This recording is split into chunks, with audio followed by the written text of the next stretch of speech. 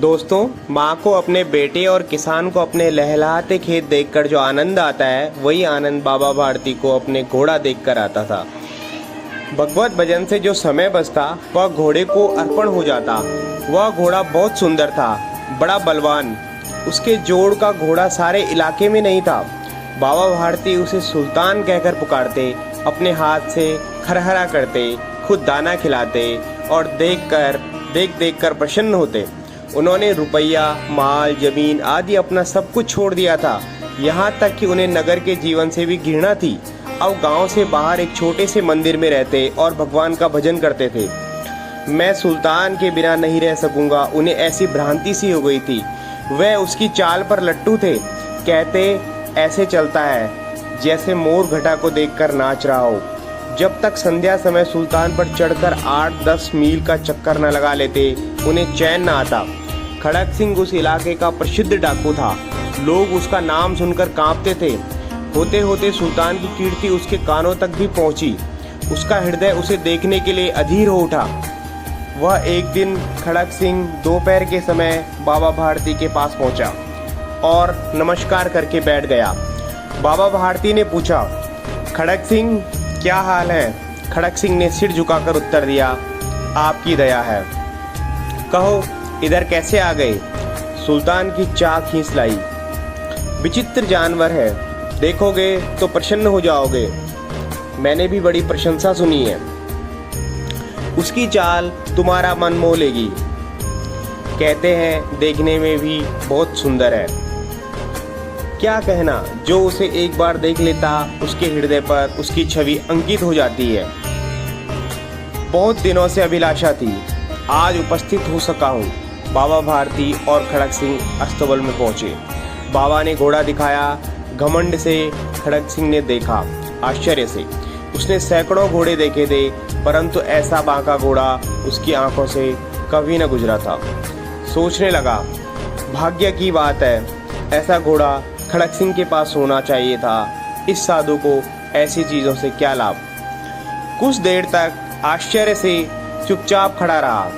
इसके पश्चात उसके हृदय में हलचल होने लगी। बालकों की सी अधीरता से बोला, परंतु बाबा जी इसकी चाल न देखी तो क्या?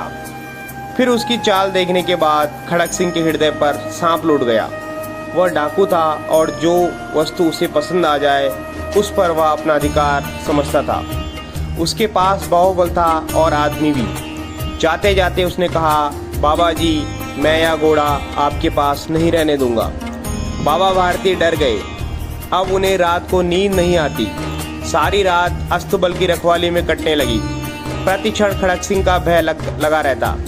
परंतु कई मास बीत गए और वह न आया। यहाँ तक कि बाबा भारती कुछ असावधान हो गए और इस भय को स्वप्न के भय की नाई मिथ्या समझने लगे।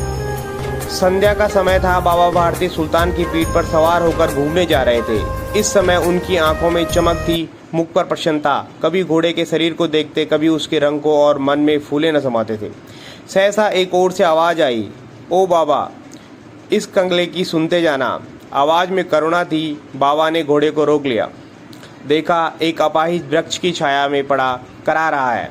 बोले क्यों तुम्हें क्या कष्ट है? अपाहिज ने हाथ जोड़कर कहा, बाबा मैं दुखियारा हूँ, मुझ पर दया करो। रामवाला यहाँ से 3 मील है, मुझे वहाँ जाना है। घोड़े पर चढ़ा लो, परमात्मा भला करेगा। वहाँ तुम्हारा कौन है? दुर्गा दत्त वैद्य का नाम आपने सुना होगा, मैं उनका सौतेला भाई हूँ। बाबा भारती ने घोड़े से उतरकर अपाहिज को घोड़े पर सवार किया और स्वयं उसकी लगाम पकड़कर धीरे धीरे चलने लगे। सहसा उन्हें एक झटका सा लगा और लगाम हाथ से छूट गई। उनके आश्चर्य का ठिकाना न रहा जब उन्होंने देखा कि अपाहिज घोड़े की पीठ पर तनकर बैठा है और घोड़े को दौड़ाए लिए जा रहा है। उनके मुख से भय, विस्मय और निराशा से मिली हुई चीख निकल गई। वह अपाहिज डाकू खड़क सिंह था। बाबा भारती कुछ देर तक चुप रहे और कुछ समय पश्चात कुछ निश्चय करके पूरे बल से चिल्लाकर बोले, जरा ठहर जाओ। खड़क सिंह ने यह आवाज़ सुनकर घोड़ा रोक लिया और उसकी गर्दन पर प्यार से हाथ फेरते हुए कहा, बाबा जी यह घोड़ा अब न दूंगा, परंतु एक बात सुनते जाओ। बाबा ने कहा। खड़क सिंह ठहर गया। बाबा भारती ने निकट जाकर उसकी ओर ऐसी आंखों से देखा जैसे बकरा कसाई की ओर देखता है और कहा, यह घोड़ा तुम्हारा हो चुका है। मैं तुमसे इसे वापस करने के लिए नहीं कहूँगा, परंतु खड़ग सिंह केवल एक प्रार्थना करता हूँ, इसे अस्वीकार न करना, नहीं तो मेरा दिल टूट जाएगा। बाबा जी आज्ञा कीजिए, मैं आपका दास हूँ, केवल घोड़ा न दूंगा। अब घोड़े का नाम न लो, मैं तुमसे इस विषय में कुछ नहीं कहूँगा। मेरी प्रार्थना केवल यह है कि इस घटना को किसी के सामने प्रकट न करना। खड़ग सिंह का मुंह आश्चर्य से खुला रह गया। उसका विचार था कि उसे घोड़े को लेकर यहाँ से भागना पड़ेगा, परंतु बाबा भारती ने स्वयं उसे कहा कि इस घटना को किसी के सामने प्रकट न करना। इससे क्या प्रयोजन सिद्ध हो सकता है? खड़ग सिंह ने बहुत सोचा, बहुत सिर मारा, परंतु कुछ समझ न सका। हार कर उसने अपनी आंखें बाबा भारती के मुख पर गड़ा दी और पूछा, बाबा जी, इसमें आपका क्या डर है? सुनकर बाबा भारती ने उत्तर दिया, लोगों को यदि इस घटना का पता चला तो वे दीन दुखियों पर विश्वास नहीं करेंगे। यह कहते कहते उन्होंने सुल्तान की ओर से इस तरह मुंह मोड़ लिया जैसे उनका उससे कभी कोई संबंध ही न रहा हो। बाबा भारती चले गए, परंतु उनके शब्द खड़ग सिंह के कानों में उसी प्रकार गूंज रहे थे। सोचता था, कैसे ऊंचे विचार का है, कैसा पवित्र भाव है। उन्हें इस घोड़े से प्रेम था। इसे देखकर उनका मुख फूल की नाई खिल जाता था। कहते थे, इसके बिना मैं रह नहीं सकूंगा। इसकी रखवाली में वे रात सोए नहीं, भजन भक्ति न कर रखवाली करते रहे, परंतु आज उनके मुख पर दुख की रेखा तक दिखाई न पड़ती थी। उन्हें केवल यह ख्याल था कि कहीं लोग दीन दुखियों पर विश्वास करना न छोड़ दें। ऐसा मनुष्य नहीं देवता है। रात्रि के अंधकार में खड़ग सिंह बाबा भारती के मंदिर पहुंचा। चारों ओर सन्नाटा था।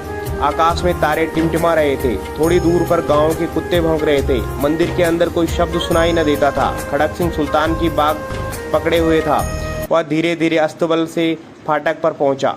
फाटक खुला पड़ा था। इसी समय वहां बाबा भारती स्वयं लाठी लेकर पहरा देते थे, परंतु आज उन्हें किसी चोरी, किसी डाके का भय न था।